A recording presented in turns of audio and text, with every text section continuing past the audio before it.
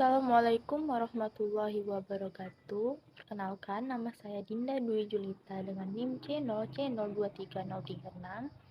Di sini saya akan mempresentasikan materi tentang penyusunan anggaran bahan baku, yang mana dosen pengampunya yaitu Bapak Dr. Wirmi Eka Putra, SE, MSI, CI, KNR, CR, CSRS. Baiklah, di sini saya akan memulai presentasinya. Yang pertama yaitu mengenai pengertian anggaran bahan baku. Anggaran bahan baku adalah semua anggaran yang berhubungan dengan perencanaan secara lebih rinci mengenai penggunaan bahan baku untuk proses produksi selama periode yang akan datang. Manfaat anggaran bahan baku. Anggaran bahan baku mempunyai 3 kegunaan pokok, yaitu A. Sebagai pedoman kerja, B. Sebagai alat untuk menciptakan koordinasi kerja, C. Sebagai alat untuk melakukan pengawasan kerja. Tujuan anggaran bahan baku antara lain adalah 1. Memperkirakan jumlah kebutuhan bahan baku, 2. Memperkirakan jumlah pembelian bahan baku yang diperlukan, 3. Sebagai dasar untuk memperkirakan kebutuhan dana yang diperlukan untuk melaksanakan pembelian bahan baku. Jenis bahan baku.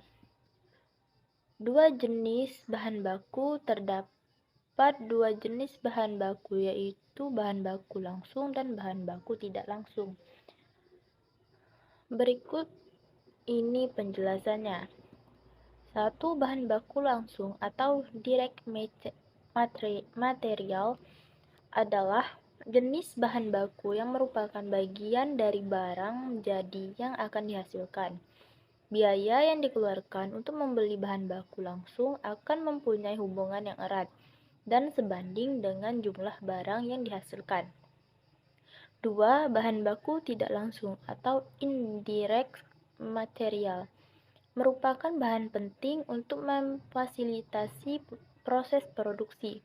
Namun, sesuai namanya, bahan baku ini tidak terlibat secara langsung dalam proses akhirnya. Faktor-faktor yang mengaruhi bahan baku. Faktor yang memengaruhi persediaan bahan baku. Berbagai faktor yang memengaruhi persediaan bahan baku akan saling berkaitan antara faktor yang satu dengan faktor yang lain, yaitu 1. Harga, 2. Perkiraan pemakaian bahan baku, 3. Biaya persediaan, 4.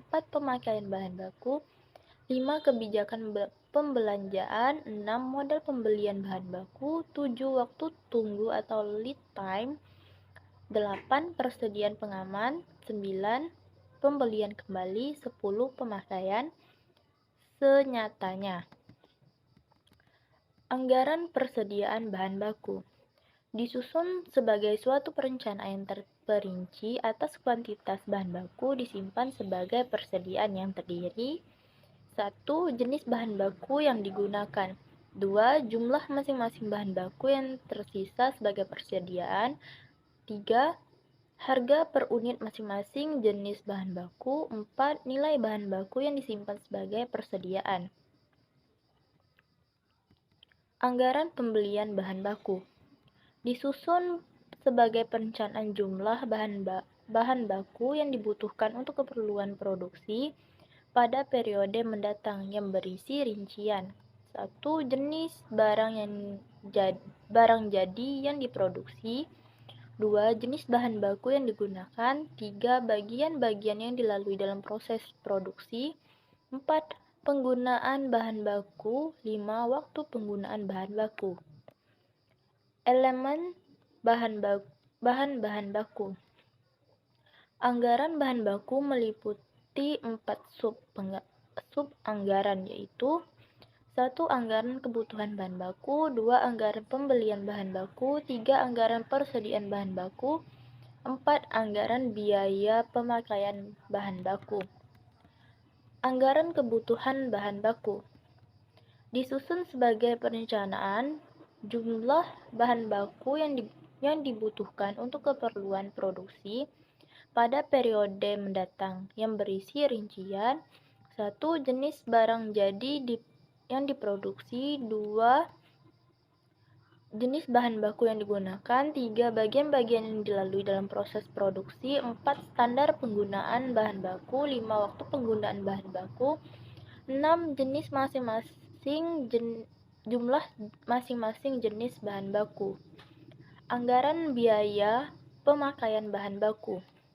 Merencanakan nilai bahan baku yang digunakan dan dihitung dalam satuan moneter, yang berguna sebagai perhitungan harga pokok produk yang dihasilkan, dan sebagai pengawas penggunaan bahan baku meliputi: 1. Jenis bahan baku yang digunakan. 2. Jumlah masing-masing jenis bahan baku yang habis digunakan untuk proses produksi. 3. Harga per unit masing-masing jenis bahan baku. 4. Nilai masing-masing bahan baku yang habis digunakan, jenis produk yang dihasilkan. Dan 5. Waktu penggunaan bahan baku. Baiklah, itu materi yang saya bikin menggunakan PPT, dan itu poin-poin penting untuk materi bahan baku. Baiklah, saya akhiri presentasi saya. Wassalamualaikum warahmatullahi wabarakatuh.